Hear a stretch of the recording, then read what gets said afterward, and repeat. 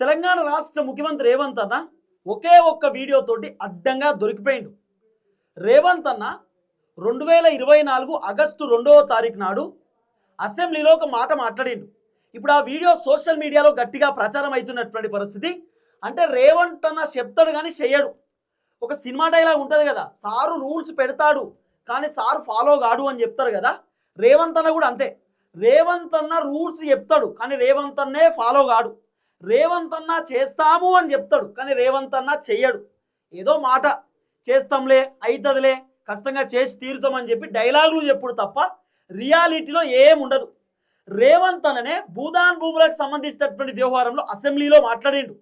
భూదాన్ భూములలో ఏ పేదవాళ్ళన్నా ఉంటే వాళ్ళకి ఇల్లు పట్టాలు ఇస్తాం, ఖచ్చితంగా వాళ్ళ కోసం ఆలోచన చేస్తాం, ఏమి ఇబ్బంది లేదు అని చెప్పి తెలంగాణ రాష్ట్ర ముఖ్యమంత్రి రేవంత్ అన్న గతంలో మాట్లాడినటువంటి మాటలు ఇప్పుడు సోషల్ మీడియాలో విపరీతంగా వైరల్ చేస్తూ ఉన్నారు. కారణం ఏంది? వెలుగు మాటలకు సంబంధించినటువంటి దాదాపు 700-800 కుటుంబాలను రోడ్డు మీద వేసారు. వాళ్ళ ఇల్లులన్నీ కూడా నేలమట్టం చేసి బతుకులన్నీ ఆగం చేసింది కాంగ్రెస్ ప్రభుత్వం. అందుకే ఈ వీడియో ఇప్పుడు తెరపైకి వస్తున్నది. ఆ రోజు రేవంత్ అన్న చెప్పిండు, కేసీఆర్ ప్రభుత్వము చాలా మంది ఇల్లులు కూల్చేస్తుర్రు, అట్లెట్లా కూలుస్తారండి అని చెప్పి ఇదే రేవంత్ అన్న డైలాగులు వచ్చిండు.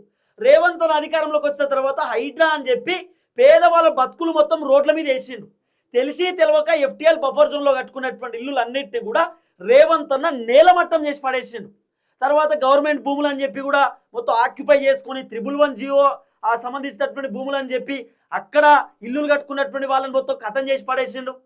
ఇట్లా మాట్లాడుకుంటూ పోతే తెలంగాణ రాష్ట్రంలో కాంగ్రెస్ అధికారంలోకి వచ్చిన దగ్గర నుండి ఇప్పటిదాకా ఇల్లులన్నీ కథం చేసి పడేసిండు.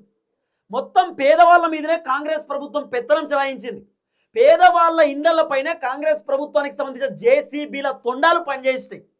ఉన్న వాళ్ళ పైన, డబ్బులు సంపాదించుకున్నటువంటి వాళ్ళ పైన, అగ్రకులాల పైన ఎక్కడ కూడా రేవంత్ రెడ్డికి సంబంధించినటువంటి బుల్డోజర్లు పనిచేయలే. రేవంత్ రెడ్డి ప్రభుత్వం ఎంతసేపు పేదవాళ్ళ కొంప ముంచడం తప్ప, పేదవాళ్ళని ఇబ్బంది పెట్టడం తప్ప అంతకు మించి ఏమీ లేదు.